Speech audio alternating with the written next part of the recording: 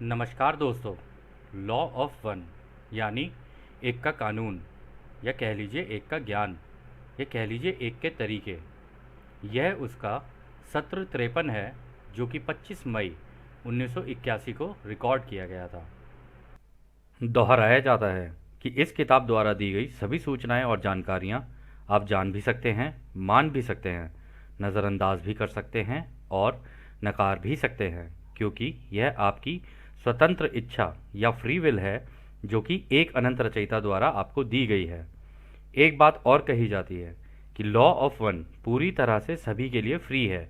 यदि कोई इकाई या व्यक्ति इसको निजी स्वार्थ के लिए इस्तेमाल करे तो वह उसकी व्यक्तिगत जिम्मेदारी होगी।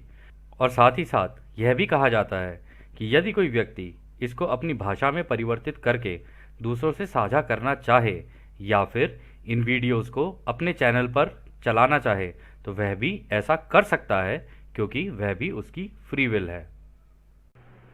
तो जैसा कि राह हमेशा कहते हैं, हम राह हैं। हम आपका स्वागत एक अनंत रचयिता के प्रेम और रोशनी में करते हैं। अब हम संवाद करते हैं। तो पहला सवाल डॉन करते हैं। मैं सबसे पहले कार्ला की स्थिति जानना चाहूँगा और उसकी तरफ से 2 सवाल पूछूंगा। वह जानना चाहती है कि क्या वह दिन में 1 घंटे व्यायाम कर सकती है, और क्या सत्र से पहले वह जो दर्द महसूस करती है वह ओराइन के हमले के कारण होता है। तो रा इसका जवाब देते हैं, कार्ला की स्थिति वैसी ही है जैसी पहले बताई गई थी। व्यायाम के विषय में सवाल का जवाब यह है कि अभी वो समय गुजर गया है जो कि काफ़ी तीव्र था। कार्ला यदि चाहे तो 2 की बजाय दिन में 1 बार व्यायाम या एक्सरसाइज कर सकती है। कार्ला की शारीरिक समस्याओं को स्कैन करने पर हमने पाया है कि कार्ला अपने शरीर की क्षमता के हिसाब से इतनी ही मात्रा में व्यायाम कर सकती है। यह लंबे समय के लिए ठीक है, क्योंकि उसकी महत्वपूर्ण ऊर्जा एक जगह इकट्ठा हो रही है। छोटे या कम समय के लिए यह उसको थका देने वाला है। इस प्रकार हम सुझाव देते हैं कि कार्ला हमारी पिछले चेतावनी के प्रति सावधान रहे, जिसमें हमने उसकी शारीरिक विकृति में सहायता के लिए कई तरीके बताए थे। तो दोस्तों, यहाँ पर जो रा ने कहा कि कार्ला को अगर आप हमारा सुझाव चाहते हैं तो हमारा ये रहेगा कि कार्ला दिन में 1 बार कर ले एक्सरसाइज, अगर करना चाहती भी है तो। और दूसरा ये कि उसकी जो महत्वपूर्ण ऊर्जा यानी इच्छा शक्ति वाली जो ऊर्जा है उसकी फ्री विल वाली, वो उसकी काफ़ी इकट्ठा हो रही है, जो कि एक अच्छी चीज़ है। और ये ऐसा भी हो सकता है कि इसको छोटे समय के लिए थका भी दे। तो उन्होंने कहा, आप हमारी पिछली जो हमने चेतावनियाँ दी थी और हमने पहले जो तरीके बताए थे उनका इस्तेमाल कर सकते हो, अगर आपको कार्ला की तबीयत का थोड़ा सा ध्यान रखना है तो। फिर वो आगे कहते हैं, दूसरे सवाल के जवाब में हम कहना चाहेंगे कि हमारे समूह से संपर्क करने से पहले से ही कार्ला की भौतिक शरीर की कठिनाइयाँ उसके अवचेतन मन की इच्छा शक्ति के कारण थी।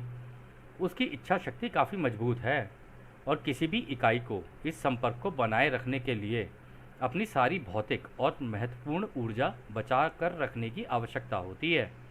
इस प्रकार शारीरिक कमजोरी के कारण कुछ असुविधा का अनुभव होता है जब इस ऊर्जा को किसी दूसरे कामों में लाया जाता है।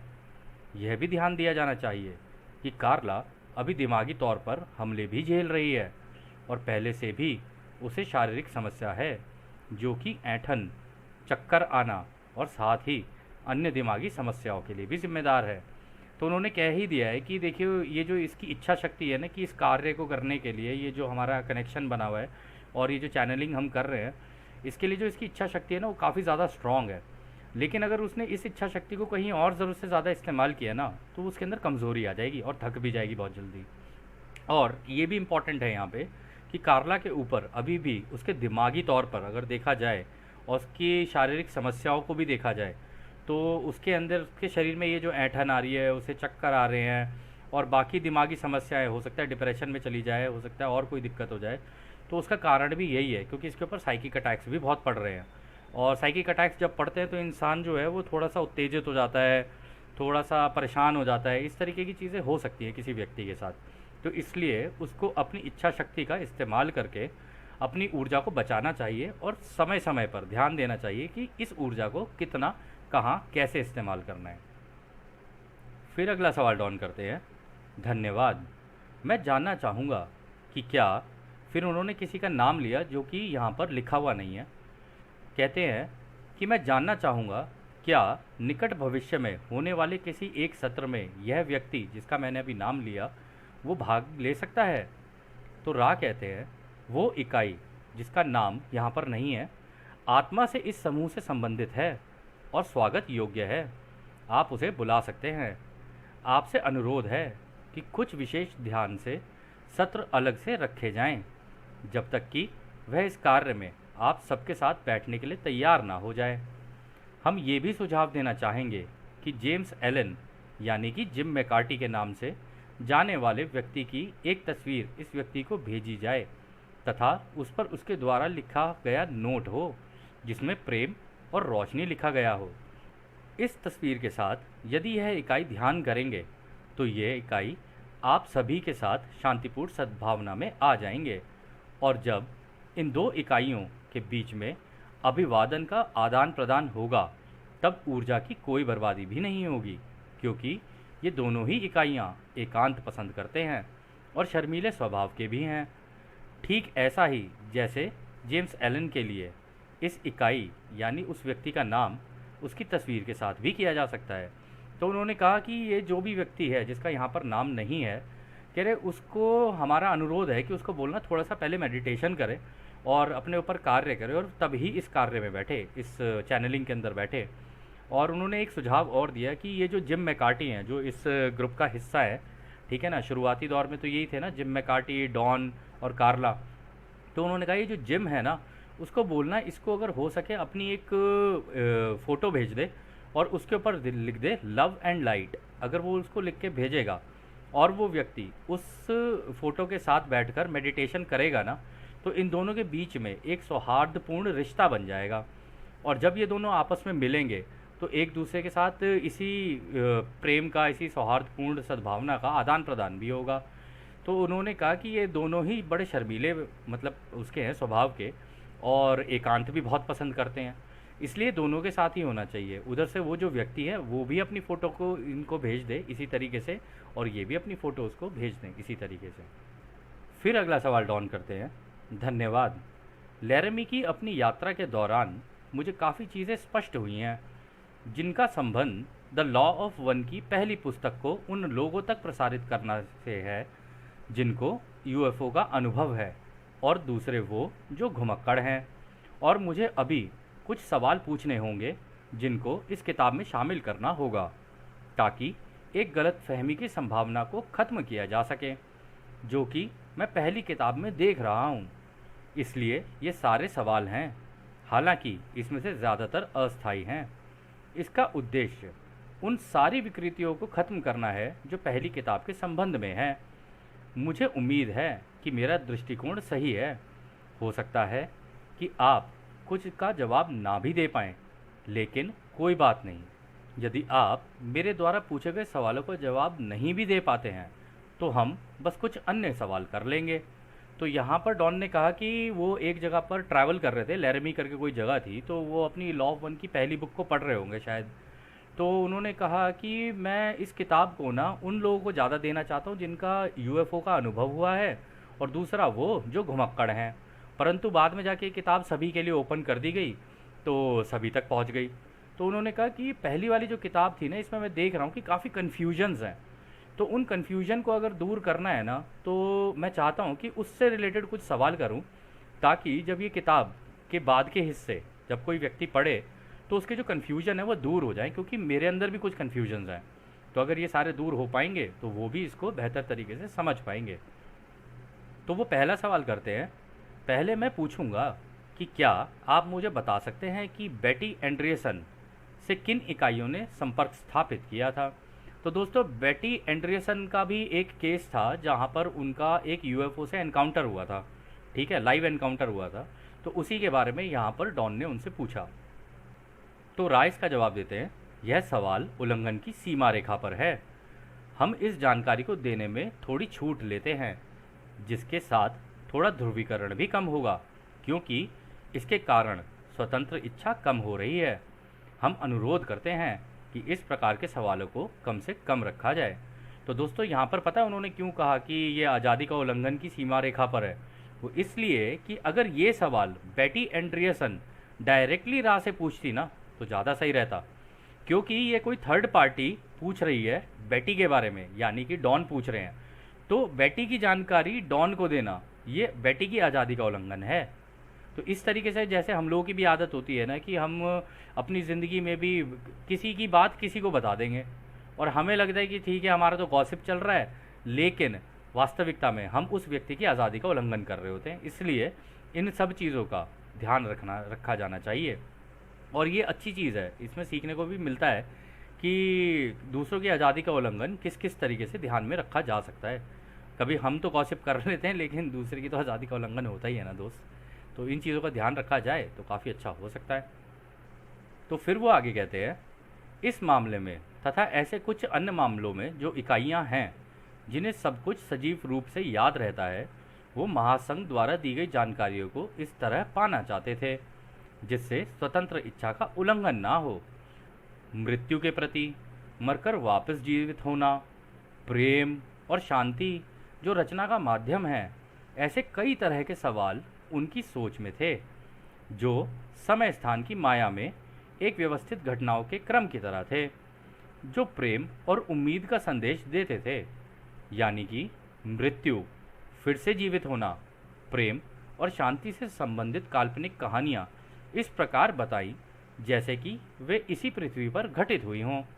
इस प्रकार का संपर्क करने के लिए महासंघ की इकाइयाँ काफ़ी सावधानीपूर्वक विचार करके चुनती हैं, जिसमें वो ऐसी एक इकाई को संपर्क करते हैं जिसकी कंपनता उन्हीं की तरह हो। यह योजना तब शनि की काउंसिल के सामने रखी जाती है और यदि पारित हो जाती है तो फिर इसे पूरा किया जाता है। इस प्रकार के संपर्क की विशेषता यह है कि इसमें दुखदायी विचारों का अनुभव नहीं दिया जाता है और इसमें किसी भी तरह से डराने वाली या कयामत से संबंधित सामग्री शामिल नहीं होती है, बल्कि नए युग की बात रखी जाती है। तो दोस्तों यहाँ पर भी देखिए उन्होंने कितना ध्यान रखा है आज़ादी के कानून का, मतलब महासंघ कितना सोच समझ के और फूक फूक के कदम रखते हैं। उन्होंने कहा कि कुछ लोग ऐसे हैं तुम्हारे यहाँ पे इस धरती पे जो अपने दिल से, मतलब मन में, या तो जैसे उन्होंने अपने धर्मों में पढ़ा है या उन्होंने कहीं किताबों में पढ़ा है या बचपन से सुनते आए हैं कि भाई जीवन क्या होता है, क्या मरने के बाद दोबारा जीवन होता है, ये प्रेम क्या चीज़ होती है, ये शांति किस तरीके से होती है, ये रचना कैसे हुई, ये रचयिता कौन है। इस तरीके के सवाल जिन लोगों के दिमाग में होते हैं ना, वो इसी हमारी तीसरी घनत्वता की माया के अंदर सोच रहे होते हैं, क्योंकि ये तो माया जाल है, ठीक है ना, देखने में असली है पर वास्तविकता में रोशनी के कणों का बना हुआ है। हम सारे रोशनी के कणों के हैं और इस समुद्र के अंदर हम लोग चल रहे हैं बूंद की तरह इधर से उधर।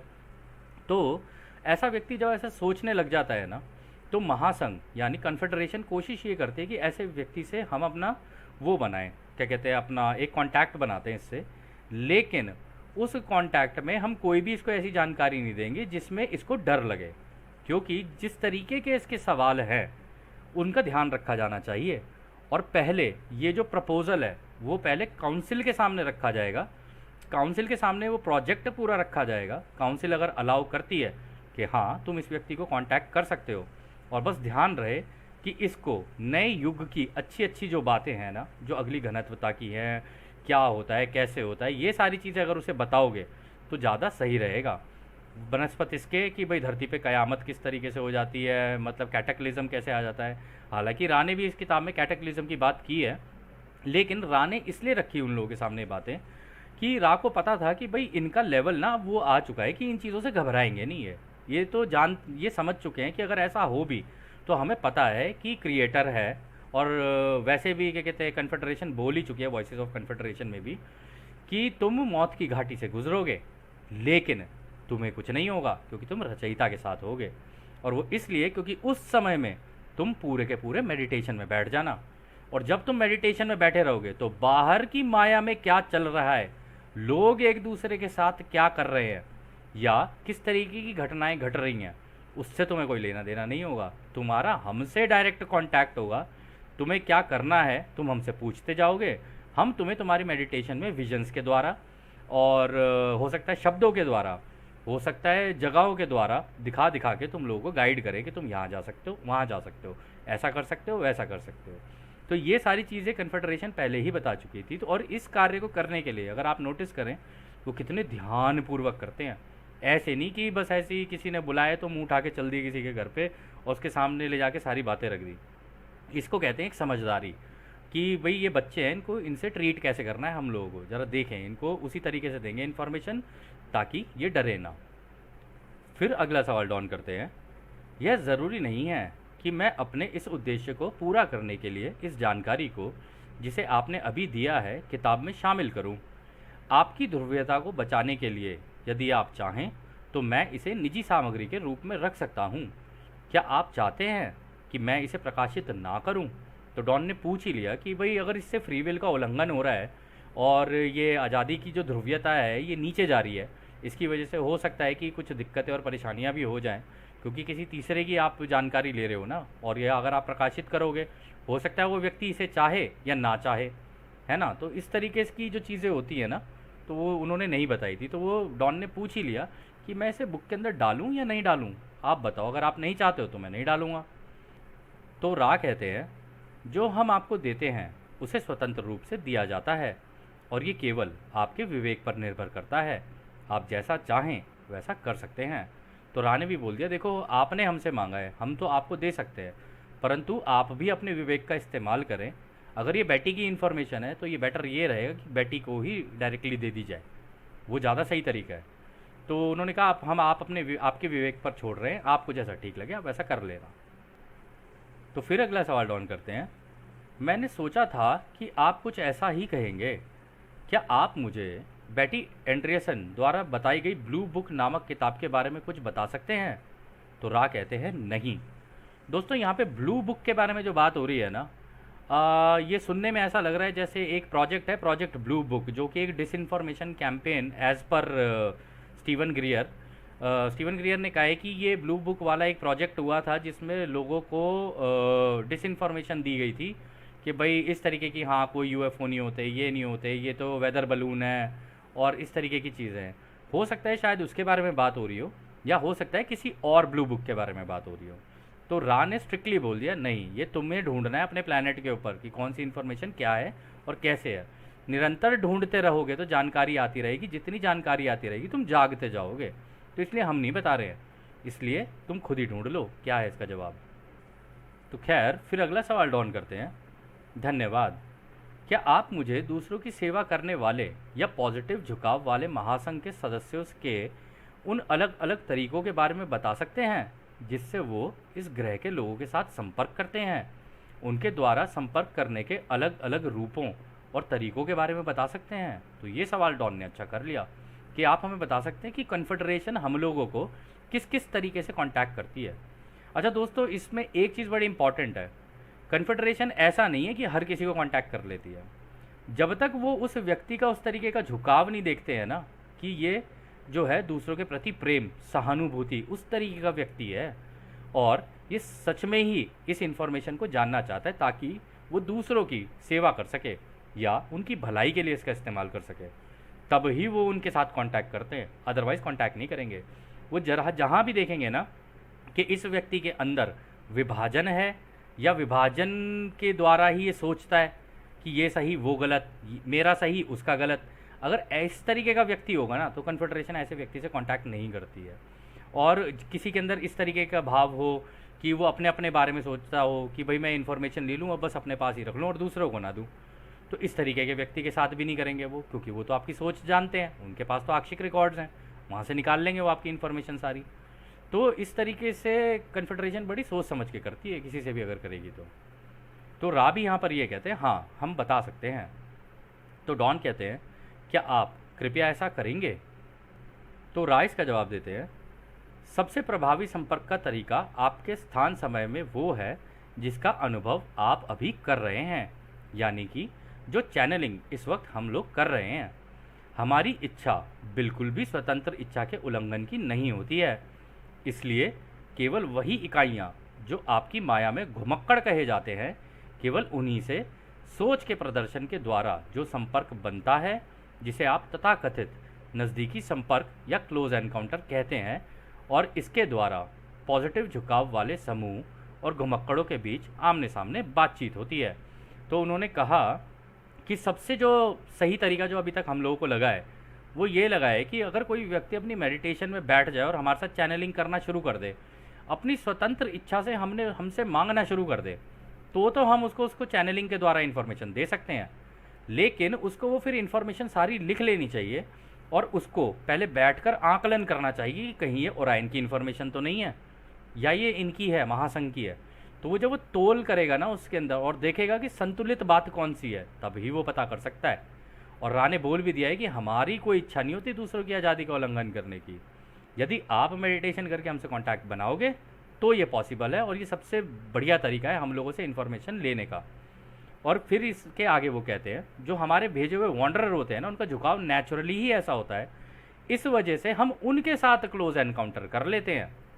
तो जैसे कि हो सकता है आप में से कई लोगों के साथ बचपन में हुआ हो, ठीक है, या जवानी में हुआ हो इस तरीके का कोई एनकाउंटर, लेकिन आपने नज़रअंदाज कर दिया हो या आपको पता ना हो, या आप सोच रहे हो कि अरे ये आसमान में चलता हुआ तारा क्या है, कुछ समझ ही नहीं आ रहा है। हालांकि सवाल आपके दिमाग में वो छोड़ते हैं पहले, फिर उसके बाद उस सवाल के पीछे जब आप दौड़ोगे ना, तभी वो आपके सामने क्लोज एनकाउंटर यानी आपके साथ क्लोज आएंगे और तभी आपको सारी इन्फॉर्मेशन देंगे। ऐसा हो सकता है कि आपके पास आ जाएं और आपके घर के सामने एक बड़ा सा एक रोशनी का गोला आ जाए और उसके अंदर से छोटे छोटे गोले निकलने शुरू हो जाएं और आपका एनकाउंटर हो उनके साथ, उसके बाद आपको बड़ी तेज़ी से टेलीपैथिक मैसेजेस आएँ। ये तो एक उदाहरण है, इसके अलावा भी बहुत तरीके के उदाहरण हैं, ठीक है ना, बहुत सारे तरीके हैं जिससे इस तरीके के एनकाउंटर होते हैं। लेकिन ये तब होता है जब वो किसी वॉन्डरर से कांटेक्ट कर रहे होते हैं।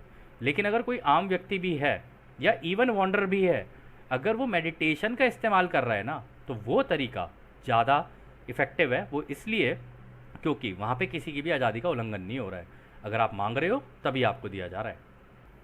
खैर, तो अगला सवाल डॉन करते हैं, क्या आप मुझे इस तरह की बातचीत का उदाहरण दे सकते हैं जो एक घुमक्कड़ और एक पॉजिटिव समूह के बीच हुई हो और उससे उस घुमक्कड़ का क्या अनुभव रहा?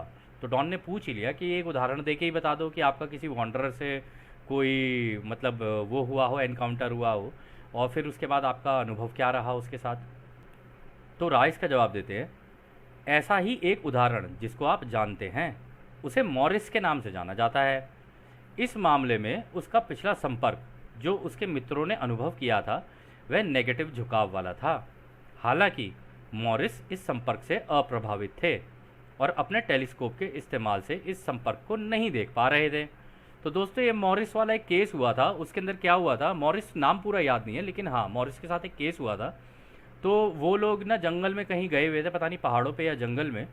तो वहाँ पर उनका एक क्लोज एनकाउंटर हुआ था एक यूएफओ के साथ, जिनको आप ग्रे एलियंस कहते हो ना, वो छोटे छोटे एलियंस ग्रे कलर के और अजीब अजीब से रंगों के, वो सारे। तो वो सारे बेसिकली होते, तो जितना हमें पता चला है स्टीवन ग्रियर को भी पढ़ के और इधर उधर पढ़ के, तो ये पता चला है कि ये सारे इनको बोलते हैं प्रोग्राम्ड लाइफ फॉर्म्स, यानी कि ये एक तरीके के एंड्रॉयड्स होते हैं, रोबोट्स होते हैं। ये देखने में आपको रियल लगेंगे, लेकिन इनके दिमाग के अंदर ना एक सर्किटरी होती है, मतलब एक इलेक्ट्रॉनिक सर्किट होता है। तो ये आपको बिल्कुल ऐसा लगेगा जैसे एलियंस हैं, बट ये एलियंस नहीं होते, ये प्रॉपर एंड्रॉयड्स होते हैं जिनको कहीं दूर से रिमोट कंट्रोल से इनको वो किया जा रहा होता है, यूज़ किया जा रहा होता है। ठीक है, तो ऐसा ही केस यहाँ पे मॉरिस के साथ हुआ। अब मॉरिस के साथ हुआ तो वो नेगेटिव वाला झुकाव था, क्योंकि वो जो एलियंस थे उनको देख के वो घबरा गए उसके दोस्त। लेकिन मॉरिस जो है वो दूर था, वो टेलीस्कोप से देख रहा था, उसे दिख ही नहीं पाया उसके अंदर कुछ भी। उसको लगा हाँ कुछ तो एनकाउंटर हुआ है, कुछ यूएफओ एनकाउंटर हुआ है, उसको पता नहीं चला पूरी बात। लेकिन इसमें भी नोटिस करने वाली बात ये है कि नेगेटिव वाला था, ये कैसे पता चले। रा ने एक सेशन के अंदर कहा था कि जब हमसे तुम्हारा एनकाउंटर होगा ना, तुम्हें प्रेम का एहसास होगा, और जब उनसे होगा तो तुम्हें डर का एहसास होगा। उनके मेटल के और इस तरीके के बने होंगे, देखने में उनके भी सुंदर हो सकते हैं क्राफ्ट, लेकिन हमारे रोशनी के बने होंगे। हम जब तुम्हारे पास आएंगे तो तुम्हें पता चल जाएगा कि हाँ हम रोशनी के हैं, हम तुमसे प्रेम से बात कर रहे हैं। यदि तुम डरोगे, और डर में भी अगर तुमने ये बोला क्या आप मेरा डर ख़त्म कर सकते हैं, तो वो अपने क्राफ्ट पीछे हटा लेंगे, मतलब आपसे हल्के से पीछे हो जाएंगे, ताकि आपको ये पता रहे ओ ये पॉजिटिव वाले हैं, अगर ये क्राफ्ट पीछे ही लेके जा रहे हैं इसका मतलब ये मेरे डर को समझ पा रहे हैं। और इस तरीके से आप दूर से भी रह के उनसे टेलीपैथिकली अगर आपकी कोई बात हो रही हो तो आप कर सकते हो। तो इस तरीके के एनकाउंटर्स काफ़ी लोगों के साथ हुए हैं जो हमने सुने भी हैं। तो ऐसा हो सकता है आप में से भी किसी के साथ शायद ऐसा हो या हो जाए। तो अगर ऐसा हो जाए तो घबराने की ज़रूरत नहीं है, अगर ऐसा होता है तो चलो ठीक है, एक एनकाउंटर है जैसा कि राह ने कहा। तो खैर, फिर आगे राह कहते हैं, हालांकि मॉरिस को उसके अंदर की आवाज़ ने किसी अन्य स्थान पर जाने के लिए सावधान किया और वहाँ उसने एक और कोशिश के द्वारा एक इकाई से संपर्क किया जो दिखने में विचार रूप के आकार के थे। वो सामने प्रकट हुए और इस इकाई को एकटक देखते रहे। इस प्रकार उसमें इस घटना और सामान्य तौर पर उसके इस जन्म के अनुभवों के सत्य की खोज करने की इच्छा जागृत हुई। तो वो कह रहे हैं कि मॉरिस के अंदर कुछ आवाज़ आई, यानी उसके टेलीपैथिकली किसी ने बोला कि थोड़ा सा सावधान होकर अगर तुम इस जगह पर जाओगे ना तो शायद तुम्हारा दोबारा इनके साथ एनकाउंटर हो। और वो जानना तो चाहता ही था कि भाई ये यूएफओज क्या हैं, इन सब चीज़ों के पीछे वो दौड़ा। तो उन्होंने कहा कि उसका एक विचार रूप के आकार के साथ कांटेक्ट हुआ। अब विचार रूप का आकार क्या होता है कि क्राफ्ट था आसपास, लेकिन उसके अंदर बैठी हुई जो एंटिटीज़ थी ना, जो लोग थे उसके अंदर बैठे हुए, उन्होंने अपने आप को होलोग्राफिकली इसी हवा के अंदर प्रोजेक्ट कर दिया अपने आप को। जैसे होलोग्राम्स होते हैं ना, अगर आप देखोगे टीवी पे भी देखोगे या यूट्यूब पे भी चेक करोगे, होलोग्राम्स ऐसे होते हैं जैसे हवा में लहर रहे हों। ठीक है, वो रोशनी के बने होते हैं, हवा में लहर रहे होते हैं। तो वो जो था, लेकिन बैठे वो क्राफ्ट के अंदर थे। ठीक है, असली जो उनका शरीर वो क्राफ्ट के अंदर, बाहर उन्होंने अपने आप को होलोग्राम की तरह प्रोजेक्ट कर दिया उसके सामने हवा के अंदर, क्योंकि उनको तो रोशनी का पता है ना, रोशनी के कण कण से कैसे खेला जाता है। तो वो किया उन्होंने, तो वो उसको एक टुक देखते रहे और वो भी उनको देखता रहा। तो लेकिन बात आपस में जो जो बातें हो रही थी वो टेलीपैथिकली हो रही थी। अब जो भी बातें हुई उसकी वजह से उसकी सत्य की खोज करने की इच्छा जागृत हो गई कि भाई ये हुआ कैसे, ये कौन थे, ये आए कैसे, ये कैसे मुझे इतने अच्छी तरीके से जानते हैं और क्यों मुझे इनसे डर नहीं लगा, और ये है क्या वास्तविकता में, इस यूएफओ के एनकाउंटर का सत्य क्या है। अब जब वो यूएफओ को ढूंढेगा तो डेफिनेटली एक सवाल तो करेगा ना, तो फिर ब्रह्मांड किसने रचा। फिर कहेगा अरे ब्रह्मांड का रचनाकार कौन है। फिर कहेगा भाई मेरे को इस रचनाकार को जानना है। तो इस तरीके से उसकी सत्य की खोज की इच्छा जागृत हो गई उसके अंदर, वो निकला उस दिशा के अंदर। और ऐसा कई लोगों के साथ होता है, हम में से भी कई लोग हैं, कई लोगों के साथ ऐसा ही हुआ था कि सत्य की खोज कुछ कुछ इसी तरीके से हो जाती है कि इंसान इसी एक दिशा के अंदर दौड़ने लग जाता है कि ये मेरे को जानना है, ये चीज़ है क्या, है क्या, है क्या, है क्या, बस यही रहता है उसके दिमाग के अंदर, फिर वो उसके पीछे निकल पड़ता है। खैर, फिर आगे राह कहते हैं, जागरूक होने या सक्रिय होने की भावना ही इस प्रकार के संपर्क का लक्ष्य होता है। वो घुमक्कड़ जो कि जागरण या सक्रियता के अनुभव से गुजर रहा है, ये उसके अवचेतन मन की अपेक्षाओं पर निर्भर करता है कि ये संपर्क कितनी देर तक रहेगा और उसे इस अनुभव में क्या दिखेगा। ये अवधि और दृश्य जिसका उपयोग होता है वह सभी में अलग अलग होता है। तो दोस्तों, यहाँ पर भी उन्होंने बहुत इंटरेस्टिंग बात कही है कि जब कोई व्यक्ति जागरूक होने लग जाता है ना, उसके अंदर इस चीज़ की एक्टिवेशन शुरू हो जाती है। ठीक है, तब इस तरीके का कांटेक्ट होता है। और जब इस तरीके का कांटेक्ट होता है और वो जो घुमक्कड़ है, जो वॉन्डरर है, जिससे उनका कांटेक्ट होता है, तो वो ना इस एक्टिवेशन के दौरान इस चीज़ से, मतलब इस अवेकनिंग से गुजर रहा होता है एक तरीके की। अब उसके अंदर इच्छा शक्ति बढ़ जाती है कि भाई मुझे जानना है, मुझे जानना है। और ये डिपेंड करता है कि उसके सबकॉन्शियस माइंड में, अवचेतन मन के अंदर, कि उसकी अपेक्षाएं क्या है, कि वो अंदर से क्या चाहता है, कि उसका जब ये कांटेक्ट हो ना तो उसको किस तरीके की इन्फॉर्मेशन चाहिए। तो जिस तरीके की इन्फॉर्मेशन, जिस तरीके के विजन्स वो सोच के बैठा होगा, जैसा वो सोच के बैठा होगा ना, उसको बिल्कुल वैसा ही दे दिया जाएगा, ताकि उसका पहली बात तो इस बात पर विश्वास बने, दूसरा वो फर्दर और जानकारी जानने के लिए कोशिश करे। और वो कह भी रहे हैं कि इसका टाइम कितना लगेगा और इसके अंदर उसको किस तरीके की इमेजेस दिखाई जाएंगी, ये डिपेंड उसी के ऊपर करता है कि उसके अवचेतन मन के अंदर क्या है। अगर उसके अवचेतन मन में लंबी अवधि होगी, मतलब लंबा टाइम होगा, तो ये कांटेक्ट लंबे समय तक बना रहेगा, उसकी आंखों के सामने यह इनकाउंटर चल रहा होगा। अगर उसका ये होगा कि बस मुझे तो देखना है, उसके बाद फिर ये चले जाएं, तो फिर उतना ही होगा कि वो आएंगे फिर चले जाएंगे, इतना ही होगा, फिर इससे ज़्यादा कुछ नहीं हो सकता। खैर, तो अगला सवाल डॉन करते हैं। एक महासंघ के यान द्वारा नज़दीकी संपर्क यानी क्लोज एनकाउंटर, इसमें मैं यह अनुमान लगा रहा हूँ कि यह नज़दीक से संपर्क एक विचार रूप जैसे यान के साथ होता है। क्या पिछले कुछ वर्षों में घुमक्कड़ों का नज़दीकी संपर्क किसी ऐसे विचार रूपी यान के साथ हुआ है जो धरती पर उतरे हों? तो यहाँ पर जो इन्होंने सवाल किया है ना डॉन ने, कि मेरे को ऐसा लग रहा है कि इस तरीके के ये जो महासंघ द्वारा जो वो दिए जाते हैं ना, मतलब कांटेक्ट जो होते हैं, तो क्या कहते हैं, विचार रूपी उससे हुआ होगा, यान से, यानी कि वही होलोग्राफिक क्राफ्ट होगा। तभी मेरे को ऐसा लग रहा है कि इसी तरीके का एनकाउंटर हुआ होगा, इसी का इस्तेमाल हुआ होगा। तो उसने पूछ ही लिया कि भाई ये घुमक्कड़ों के साथ आपका मतलब अभी कुछ पिछले कुछ वर्षों में इस तरीके के कुछ एनकाउंटर हुए हैं, जैसे कि वो लोग धरती पे उतरे हों और फिर उनका कोई एनकाउंटर हुआ हो या फिर उनका कोई कांटेक्ट हुआ हो? तो रा कहते हैं ऐसा संपर्क हुआ तो है, हालांकि यह ओराइन के जैसे नज़दीकी संपर्क से काफ़ी कम हुए हैं। इस बात को हम नोट कर सकते हैं कि इस ब्रह्मांड के कभी ना खत्म होने वाली एकता में नज़दीकी संपर्क का विचार ही हास्यपूर्ण है, क्योंकि क्या ये सारे संपर्क खुद के साथ नहीं है? इसलिए कोई भी संपर्क बहुत से थोड़ा कम नज़दीकी या बहुत बहुत नज़दीकी कैसे हो सकता है? तो दोस्तों रा ने इतना इंटरेस्टिंग जवाब दिया है। रा ने कहा है कि हाँ देखो, हमारे कॉन्टैक्ट्स तो हुए हैं, ठीक है, लेकिन इतने पास से नहीं हुए जितने ये ओराइन के होते हैं ना, कि वो पास से उतर के तुम्हें डराने की कोशिश करें, क्राफ्ट के अंदर ले जाएं, तुम्हारी बॉडी के ऊपर एक्सपेरिमेंट शुरू कर दें, ये कर दें वो कर दें, तुम्हें डराने की कोशिश करें, तुम्हें मतलब इस तरीके की इमेजेस तुम्हारे दिमाग में डाल दें, या तुम्हारी बॉडी के अंदर कोई वो क्या कहते हैं चिप इम्प्लांट कर दें, ये कर दें वो कर दें, उस तरीके का नहीं हुआ है। हमारा तो दूर से ही होता है, हम प्यार से मोहब्बत से काम करते हैं, हमें कोई ऐसी जल्दबाजी नहीं है कि तुम्हारी गोद में आके बैठ जाए हम लोग, ठीक है। तो और सबसे इम्पॉर्टेंट बात ये भी वो कह रहे हैं यहाँ पे कि इस ब्रह्मांड के कभी ना खत्म होने वाली एकता में नज़दीकी संपर्क का विचार ही हास्यपूर्ण है। वो कह रहे हैं हमें तो यही समझ नहीं आ रहा है, क्या तुम्हें ब्रह्मांड समझ नहीं आया क्या अभी तक?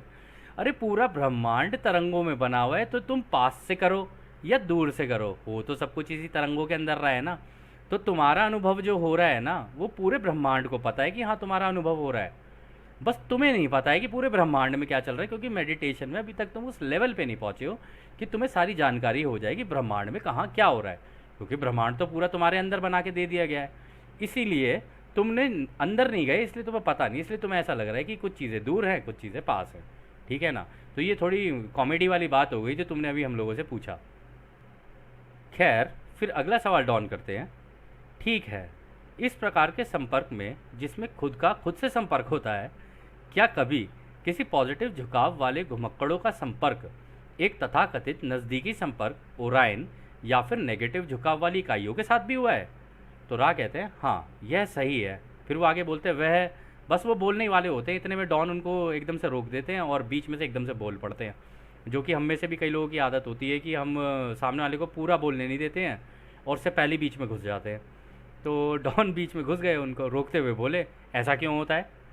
तो रा कहते हैं जब ऐसा होता है तो यह होने की संभावना बहुत कम होती है, और ऐसा तभी होता है जब ओराइन की इकाइयों का संपर्क जिस इकाई से होता है तो वो उस इकाई की पॉजिटिविटी का अंदाज़ा नहीं लगा पाते हैं, या फिर ओराइन की इकाइयों की ये इच्छा शक्ति होती है कि वो इस धरती के अस्तित्व से ही पॉजिटिविटी को पूरी तरह से निकाल दें।